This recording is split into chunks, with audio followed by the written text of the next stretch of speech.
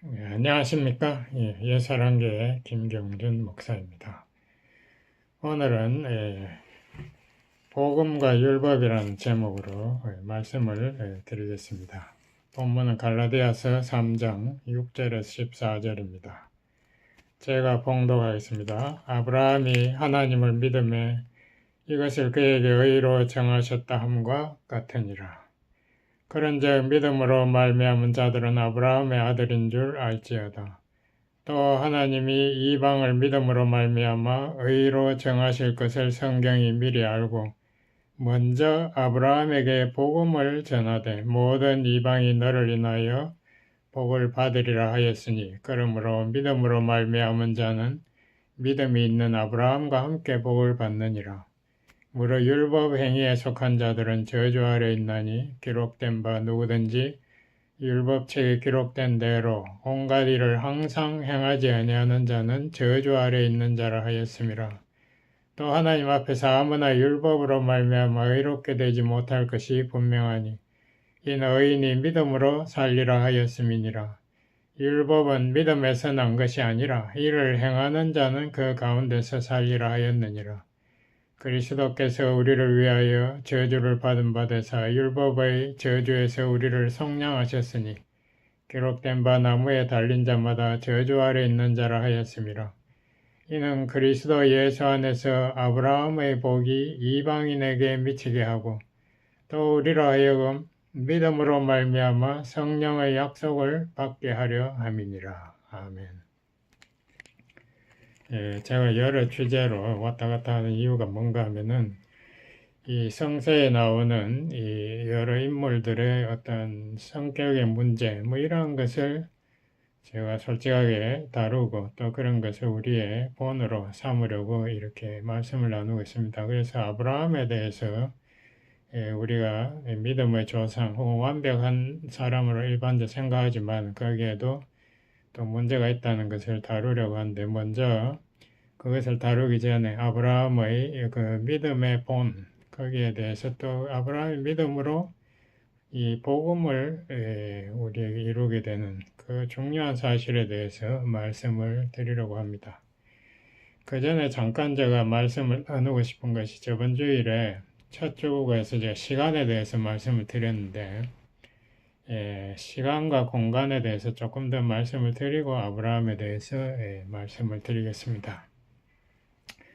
20세기 천재라고 하는 아인슈타인이 상대성 이론을 발표했지 않습니까? 이 상대성 이론에 중요한 내용이 많이 있는데 그 중에서 우리가 공간이라는 세상에 살고 있다. 그러니까 영어로는 스페이스. 그러니까 앞뒤, 좌우, 상하 이렇게 우리가 3차원의 공간의 세계에 살고 있는데 상대성 이론에 의하면 거기에 또 한 차원이 더 들어가는 겁니다. 즉 시간이라는 차원이 들어가서 우리가 4차원에 살고 있다. 공간과 시간이 떨어질 수 없어요. 시간 없는 공간, 공간 없는 시간이 있을 수 없다. 이게 굉장히 새로운 사고방식인데요.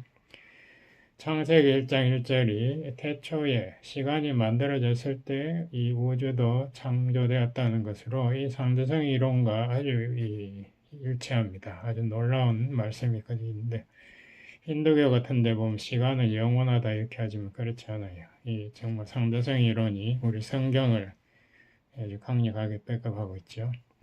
근데 상대성 이론에 의하면은 시간이 일정한 속도로 흐르지 않는다는 그런 또 이야기가 나옵니다.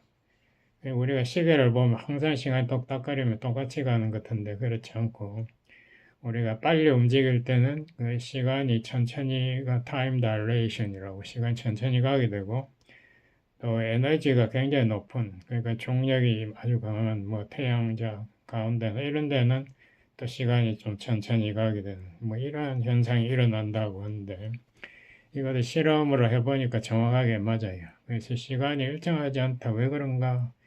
거기에 대해서 우리가 정말 그 의미를 우리가 찾기가 너무 어려워요. 왜 시간이 일정하지 않은가라든가 또 공간도 마찬가지입니다. 속도가 빨라지면 공간이 줄어들어요. 이게 contraction이라고. 이것도 상대성 이론이 맞다는 것 실험적으로 다 증명됐지만은 이 우주라는 것이 우리 인간의 머리로서 이해되지 않는 이상한 부분들이 많은데요. 그 중에 하나를 제가 잠깐 말씀을 드리고 본문을 다루겠습니다. 우리가 태양계 밖으로 멀리 날아갔다고 하면은, 거기는 공기가 거의 이렇게 진공 상태 가까워지겠죠. 그래서 뭐 수소 분자가 몇 개 날아다니고 이런 상황인데, 불교의 반야경에 보면은 이런 말이 나옵니다. 색즉 시공이라. 그 눈에 보이는 이 물건들이 다 진공이다, 공이다, 없다. 그래서 이거 집착하지 말고 그렇게 함으로써 고뇌와 뭐 여러 가지 세상 욕심 이런 데서 해탈해야 된다. 뭐 이렇게 가르치고 있습니다. 근데 진공이라는 것이 정말 있나? 거기에 대해서 이 최근에 양자역학이 아주 새로운 사실을 우리에게 가르쳐 주고 있는데요. 만약에 굉장히 빠른 카메라가 있다면은, 굉장히 빠른 카메라로 관찰하면은, 이 진공에도 이것이 아무것도 없는 게 아니고, 수많은 그 가상 입자라는 것이, virtual particle, 가상 입자들이 막 순식간에 수천억 개가 생겼다 없어졌다 이렇게 한다는 거죠. 그래서 이거를 이제 물리학자들이 입자 가속기에서 실험해 보니까 그게 맞아요. 그러니까 뭐 양성자나 전자들이 가상 입자하고 이렇게 그 인터랙션, 이렇게 그 충돌하고 뭐 이런 것이 진짜 실험 결과로 나오거든요. 그래서 진공이라는 것이 우리가 생각하는 그런 아무것도 없는 것이 아니고, 거기에는 굉장히 많은 가상 입자들이 그 나왔다 들어갔다, 그 영어로 fluctuation 한다는데, 이게 세상이 우리가 상상하는 그런 세상이 아니에요. 그래서 우리가 좀 깨달았으면 좋겠다는 뭐 그런 말씀인데요. 인간은 이 공간에서 한 지점에만 있을 수 있지, 내가 지금 LA에 있으면서 동시에 서울에 있을 수 없어요. 그건 너무나 당연한 사실이죠. 또 시간도 마찬가지입니다. 내가 갑자기 1시간 앞으로 갈 수도 없고 1시간 뒤로 돌아갈 수도 없어요. 우리는 찰나의 존재, 현재라는 이 찰나에 존재하는 아주 제한된 유한한 인간입니다. 예, 근데 이 성경에 나오는 하나님을 보면은 하나님은 이 창세기 1장 1절에서 벌써 시간을 창조하신 분이고 또 동시에 이 우주를, 공간을 창조하신 분이다. 이렇게 나옵니다. 그러니까 그분은 시공간의 그 물리법칙에 그 제한받지 않는 창조자니까요. 그렇기 때문에 성경은 시편 139편 같은데 뭐 하나님은 어디든지 계신다. 그러니까 하나님은 여기도 계시고 북극성도 계시고 우주 끝에도 계시고 어디 우주 밖에도 계시고 편재라 이렇게 말하고 있고, 제가 시간도 이렇게 찾아보니까 요한계시록 이사야 뭐 이런 데 보면은 하나님은 알파와 오메가다. 예수님도 알파와 오메가. 알파 오메가는 히라보로 시작과 A하고 G, Z, 그러니까 시작과 끝에도 하나님은 계시는 분이다. 과거와 미래가 하나님 안에 다 들어있는 거예요. 그렇기 때문에 하나님이 미리 알고 미리 예정하셨다. 뭐 이런 이야기가 나오지 않습니까? 그래서 우리 하나님은 우리 인간의 그런 유한한 그런 입장에는 완전히 다른 초월자다는 것을 제가 강조하고 싶습니다. 그걸 말씀드리고 이제 아브라함에 대해서 말씀을 나누도록 하겠습니다. 먼저 아브라함 그 이전 시대 구약 전체를 우리가 한번 보는 관점에서 창세기 3장에 보면 인간이 처음에 범죄하지 않습니까? 하나님 말씀을 불순종하죠. 자기 욕심을 따라가는데 선악과를 다 먹고 뭐 이렇게 하는데 하나님께서 이 아담과 하와의 벌 주기 전에 3장 15절에 보면은 그 원시 복음이라 그 첫 복음이라는 말이죠. 여자의 후손에서 그 마귀 사탄의 그 머리를 부서뜨리는 정복하는 그런 사람이 앞으로 나와서 인간을 다시 구원한다는 약속을 하십니다. 그런데 이 아담의 자식이 3명이 처음 있었는데 그 가인이 첫 아들이 둘째 아들 아벨을 시기질투해서 죽여버리지 않습니까? 살인자가 되고. 그러니까 셋째는 이제 셋이 나와서 다시 하나님을 찾는 신앙이 되는데요. 이게 이제 여자의 후손에서 앞으로 메시아가 구세주가 와야 되는데 이제 하나님은 셋을 통해서 어떻게 그거를 메시아 그 라인을 설정하려고 하는데 조금 있으면 그 셋의 후예들이 또 가인의 후예하고 같이 결혼하고 같이 타락하는 거예요. 그래서 6장에 보면 온 인류가 타락한다. 인간의 그 모든 생각과 계획이 항상 악하다. 이렇게 하나님이 평가하고 있습니다.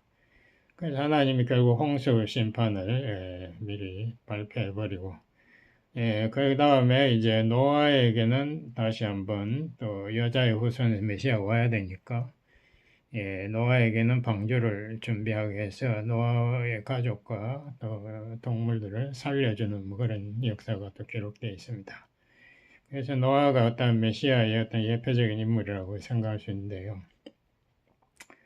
그 후에 창세기 11장에 보면은 그 노아의 후손들이 또 타락합니다. 그래가지고 이 후손들이 다 모여가지고 바벨탑을 짓는데 하나님 계시는 곳까지 쌓아 올리잖아요. 하나님의 그 권력에 우리도 대결해서 심판 안 받고 뭐 심판 와도 우리가 살아남고 권력을 소유하겠다. 그리고 온 인간이 모여서 함께 우리가 큰 힘을 쌓아보자 뭐 이렇게 했는데 하나님께서 결국 인간들의 생각이 악함으로 그것을 교만하니까 언어를 많이 줘가지고 인간들이 흩어지게 만들어버렸다. 인류가 흩어지지 않습니까? 그 후에 하나님께서 이제 아브라함을 부르시는 겁니다. 아브라함이 결국은 이 여자의 후손에서 오는 메시아의 그 조상으로 선택받은 거죠. 그럼 아브라함을 부를 때 아브라함 어디에 살았나? 이 갈대아 우르에 살았다라고 되어 있습니다. 갈대아 우르는 지금의 이락의 남쪽이니까 유브라데스 강 하류, 그러니까 그 메소포타미아 문화의 중심지에 그때 살았다라고 이렇게 알려져 있습니다. 굉장히 화려하게 살았겠죠. 근데 거기에서 서쪽으로 그 몇천 킬로를 가면은 가나안이 있는데 지금의 이스라엘 거기에는 강도 없고 메마르기 짝이 없는 광야 걸로 하나님께서 부르시는 겁니다. 왜 하나님께서 지금의 석유가 가득히 묻혀 있는 이락에서 이스라엘 땅으로 부르셨나? 석유 한 방울 넣는데 거기에 대해서 궁금했는데요. 제가 한 10년 전에 사이언티픽 아메리칸이라는 과학 잡지를 읽어봤습니다. 거기 이런 기사가 있더라고요. 미국에서 그 인공위성에다가 지하 탐색, 그러니까 지하 밑을 뚫고 들어가는 그 파장이 길면 들어갈 수 있는데요. 그 레이더를 장치해가지고 북아프리카하고 중동을 이렇게 그 서베이 관찰을 했대요.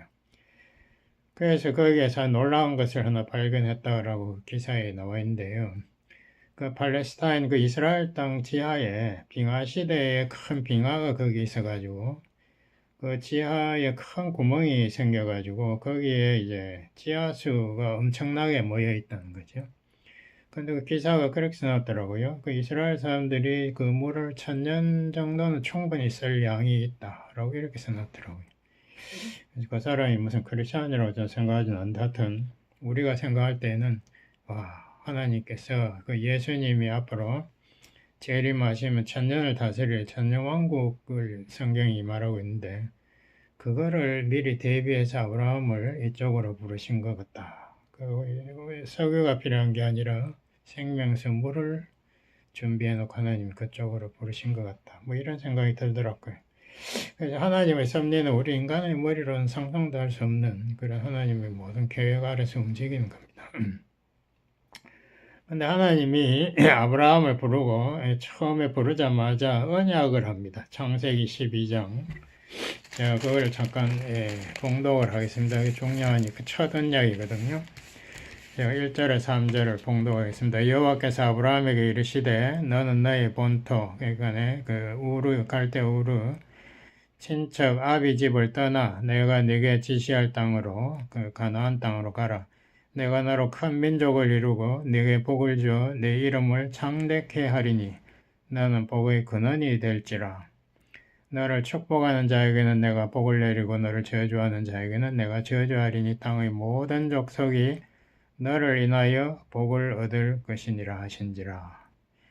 예, 이게 아브라함 언약인데요. 굉장히 중요한 내용이라고 생각합니다. 왜냐하면 사도 바울이 아까 읽은 그 갈라디아 3장에서 이 아브라함 언약을 다시 해석했습니다. 그 해석 내용이 뭔가 하면 하나님이 이 아브라함을 통해서 복음을 전했다라고 이렇게 이야기합니다. 우리가 여기 복음이 어디 있나 이렇게 생각할지 모르는데 이 2절에 보면 하나님이 세 가지 약속을 하죠.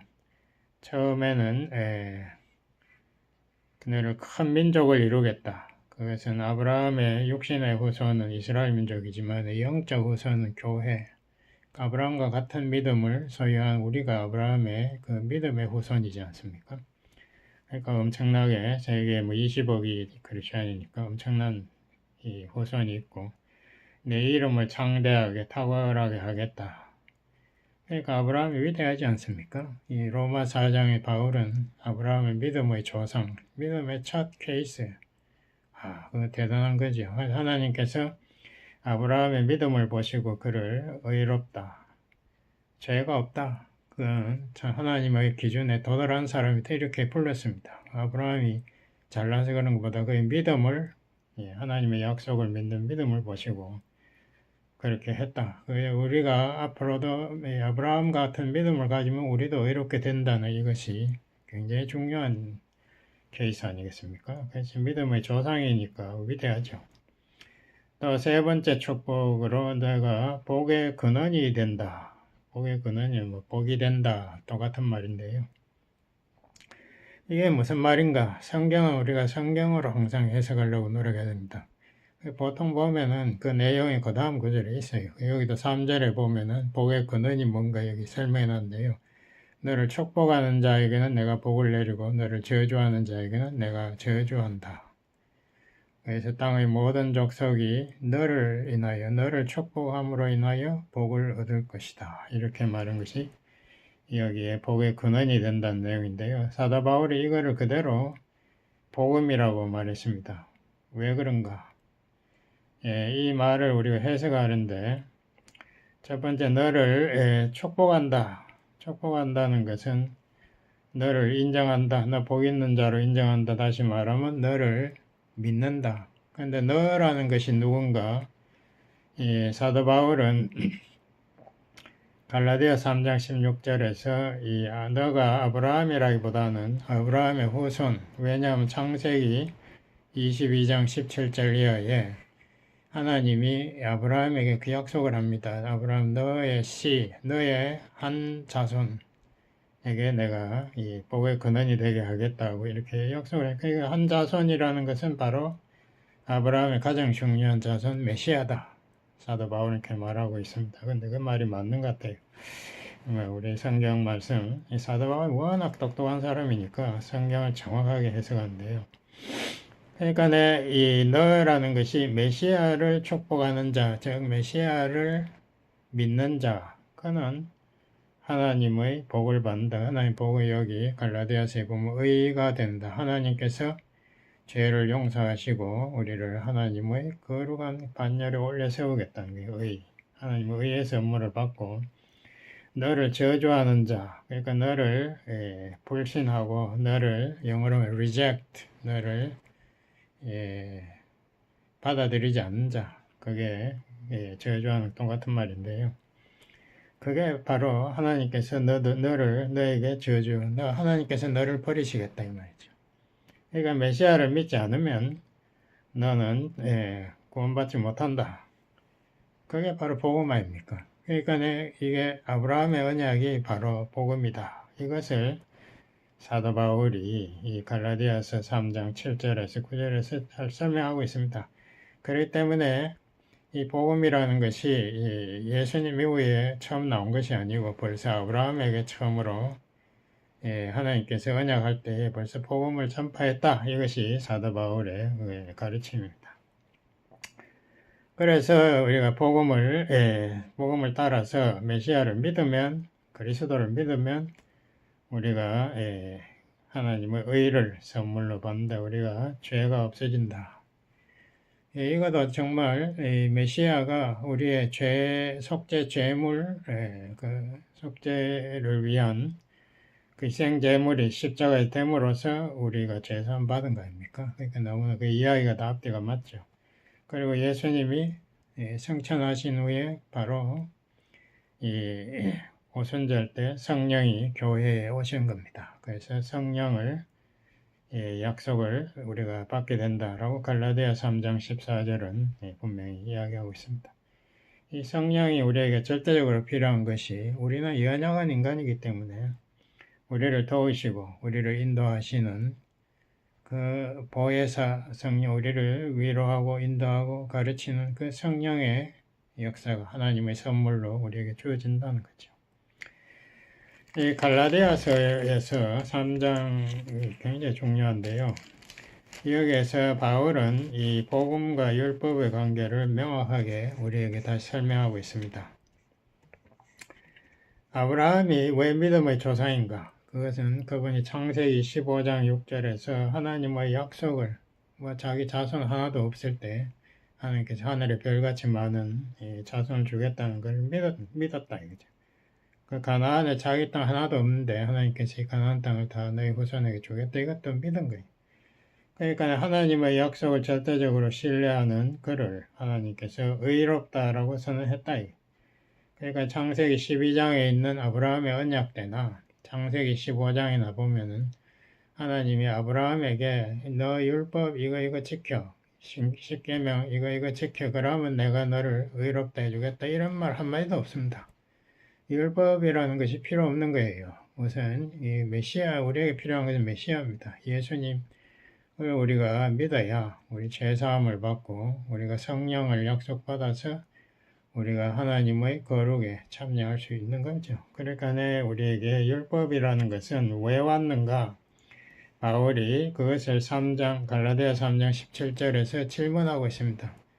왜 하나님은 이 아브라함에게 이러한 믿음의 의를 가르쳐주고 복음을 가르쳐주고 바울은 430년 후라고 했는데 제가 생각하는 이게 650년 후인 것 같아요. 430년은 이스라엘이 애굽에서 애굽에 산 시간이 430년인데 뭐 그걸로 바울은 대충 이야기했겠지만 우리가 정확하게 하면 한 650몇 년 정도 아브라함 언약에서 모세가 시내산에서 율법 받은 건 한 600년은 되는 것 같아요. 그래서 제가 왜 이것이 차이가 나는지 제 머리로는 아직 이해가 안 갑니다. 어떻게든 뭐 중요한 건 아니고 몇백 년 후에 훨씬 뒤에 왜 율법을 새로 주셨나?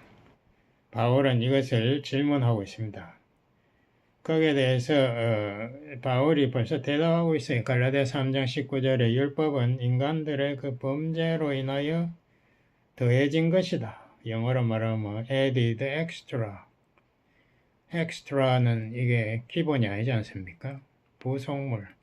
우리가 쉽게 말하면 수학할 때 괄호와 넣쳐가지고 한마디 하지요. 그 설명 더 제대로 하려고.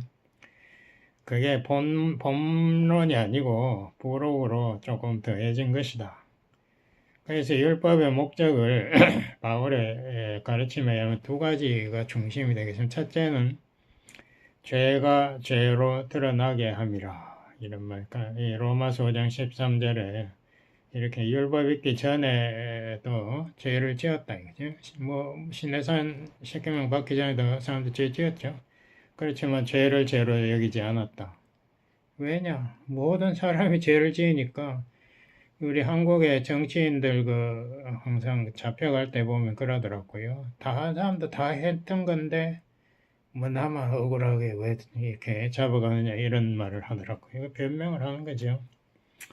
그러니까 이 율법이라는 그런 기준이 명확하게 있으면 사람들이 자기가 잘못한 것이야. 하나님의 기준에 내가 범죄했구나. 이것을 알게 된다. 그게 로마서 7장 13절에 그 바울이 죄로 하여금 심히 죄가 되게 한다. 분명하게 하나님의 율법을 어겼다는 것을 깨닫게 하는 것이 율법의 목적 중에 하나가 되겠습니다. 이 갈라디아 3장 22절이나 로마 11장 그 마지막에 보면은 이런 중요한 말이 있습니다. 하나님께서 모든 사람을 죄 아래 가두었다. 그러니까 하나님께서 이 인간을 연약하게 만들어서 죄를 짓는 것을 허락하신 것 같아요. 그런데 더 중요한 것은 인간에게 율법을 주어서 우리가 죄인이라는 것을 깨닫게 하셨다. 성경이 우리를 죄 아래 가두었다라기보다도 헬라어로 그라피아로 그냥 율법으로 해석하는 게 더 좋은 것 같아요. 율법이 우리를 죄 아래 가두었다. 죄 아래 가두어진 것을 깨달아야 우리가 죄 사함을 찾게 되고 구세주를 내가 죄인이 뭐 자기가 무슨 하나님 앞에 나설 자격이 없지 않습니까? 율법이 그걸 가르쳐주고 절대 율법으로는 구원받지 못한다. 이걸 갈라디아 3장이 잘 이야기하고 있습니다. 그리고 율법의 두 번째 역할이 어린이들 자랄 때에 아직 성인이 되기 전에 일시적으로 그 어린이들을 가르쳐주는 그 몽학 선생의 역할을 한다. 갈라디아 3장 24절에 그렇게 말하고 있습니다. 그러니까 이 율법이 우리를 메시아가 필요하다는 가르쳐주고 메시아에게로 인도하는 그런 역할을 한다. 율법이 말한 게 틀린 말은 아니거든요. 다 옳은 말이고 거룩하게 살으라는데 거룩하게 살 능력이 없지 않습니까? 로마서 8장 그 2절 이하에 인간이 문제거든요. 그러니까 그 인간이 자기 힘으로 자꾸 하겠다는 게 율법주의자 이건 안 되고 우리가 성령의 도움을 받아서 하나님의 능력을 힘입어 우리가 성령의 열매를 맺게 되어야 됩니다. 다른 방법이 없어요. 그 율법이 그 기준을 분명히 함으로써 우리를 그리스도 혹은 성령에게로 인도한다 이거죠. 그리고 3장 갈라디아 3장 23절을 보면은 메시아가 올 때까지만 율법이 있다라고 분명히 말하고 있습니다. 그래서 그리스도가 온 이후로는 이 관로 안에 있는 그 율법의 역할은 끝난 거예요. 그렇지만 아직도 자기 마음에 예수님을 구세주로 영접하지 않은 사람에게 율법이 필요합니다. 율법을 통해서 자기가 선하게 된다. 혹은 뭐 자기가 참선을 많이 해서 뭐 거룩하게 뭐 제한 짓게 되고 뭐 어쩌고 저쩌고 해탈하고 그런 거는 다 불가능하다는 것을 인간이 깨닫게 됨으로써 비로소 예수님 구세주를 찾게 되는 불교도 보니까 나무아미 타불을 부르짖더라고. 그것도 다 기독교 영향으로 그렇게 소승불교 없는 대승불교에서 나무아미 타불 불교에서도